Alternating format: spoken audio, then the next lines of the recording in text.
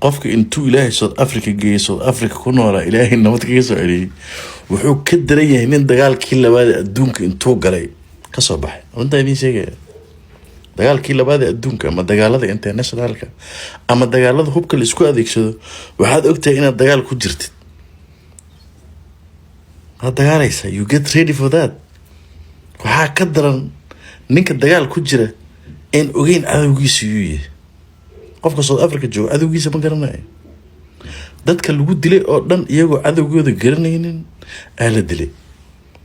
waa qof wax gadaya qofkii wax kaa gadanayay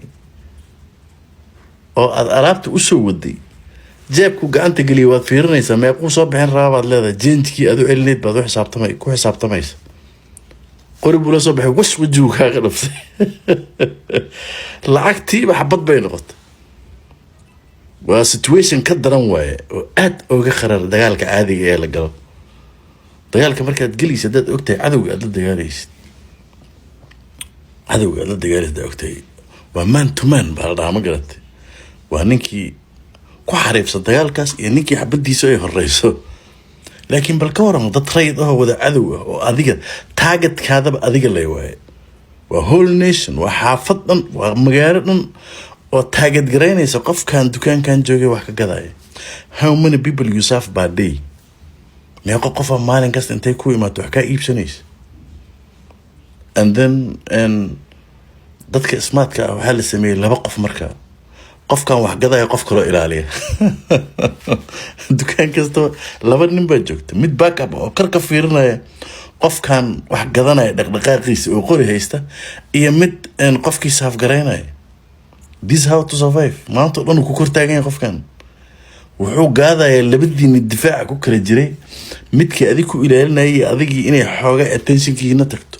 markuu kari waayo dad kale la imaanaya markaasuu leeyahay ninkaas hub haystay iga sii jeediya xariif qaanan ku baxay kaano u soo noqonaya ma garat and then ninkan backupka ku jira ee difaaca ku jira ilaalinaya ninka dukaanka gadaya asaga laftiisa waa la tarangareey no nonsense baa la dhahaa qof u tegi kara oo la sheekaysan kara ama la hadli kara ama maskaxdiisa iyo shaqadiisa bedeli karo ma jirto qofkii u tagay go back uu leeyahay my friend you behave like a real soldier naxariis la'aan my friend go back don't come to me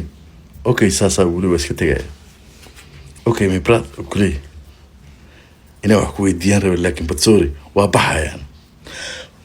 this will continue for a month for a years dad ku ag taagan waaye dadkan dad cadow oo meel kale ka soo guureen ma xaafadoodii waa dhex degantahay labadiina mar un baa mid musqul aadaya this is the time they strike this is the time they attack marka those who survive in that situation and xaaladaha noocaas oo kale dadka ka soo baxay nimanka commandosta hatta waa ka tababar badan yihiin ninka South Africa ma sirdoon caadi ah waay bodyguard caadi uu noqon karaa ninka South Africa ma wuxuu xalin karaa magaalo dhan nabadeeda runta idin sheegay habeenkii attack baa jira waa inaad habeenkii oo dhan is ilaalisid maalinkii waa inaad is ilaalisid there's two different ways oo la isku ilaaliyo habeen iyo maalin wixii markaa tagtaad baranaysaa waa practical askarta xero military baa la geeyaa ama xero tababar baa la geeyaa oo lagu tababaraa South Africa tababarkii yaaba caadi ah waa real life ugu dhacaya wixii askariga waa tababaraya warfanaya qoriga la baraya inta laga furaya but South Africa no training wax kastana waad baranaysaa qorigaaga xabadda cunaad garanaysaa si xabadda loo ridaad garanaysaa shiishka khasab baad ku baranaysaa no one will train you about this fire wax kugu tababaraya qorigan saan lahaa inta la qabtaa waa la ridaa ma jirto my friend qoriga lagu dhiibaa adiga iyo tabartaada waaye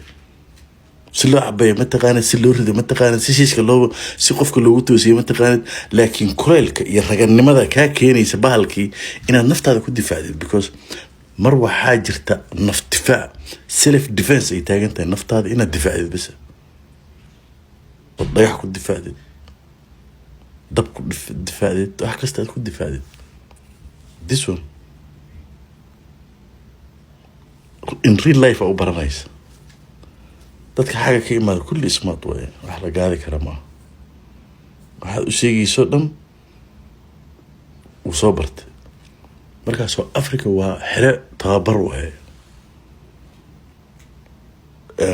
qofkii daciif waaba ku dhimanayaaba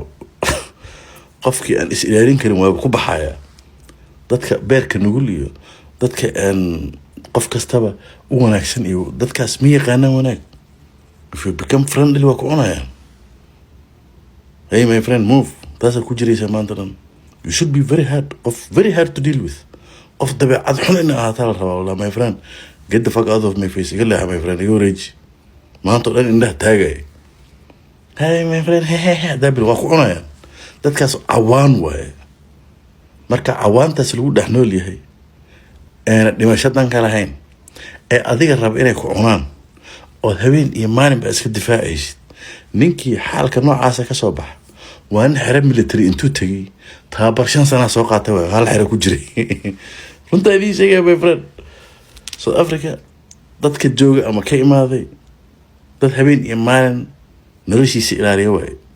naftaadaad ilaalinaysa, naftaada maal ma aha, naftaada my friend. marka that's why dadkan ay dad aragti dheer u yihiin. isku diid inaad khiyaantay qof South Africa